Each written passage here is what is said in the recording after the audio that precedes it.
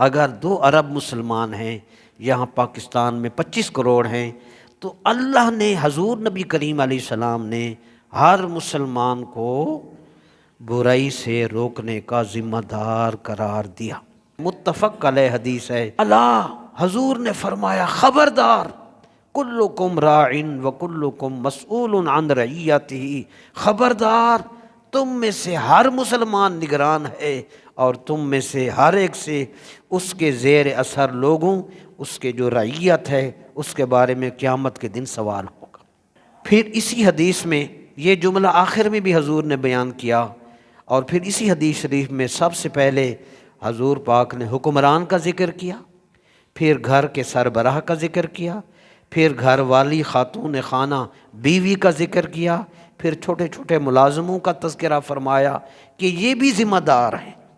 ہر شخص اپنے دائرہ کار کے حوالے سے ذمہ دار ہے۔ اس طرح اللہ پاک نے ہمیں بھی ذمہ دار بنایا کہ تم نے صرف لوگوں پر تنقید ہی کرتے رہو کہ انج ہونا چاہیے سی، انج ہونا چاہیے سی، تو خود نہ کرو گے تو تم سے بھی سوال ہوگا۔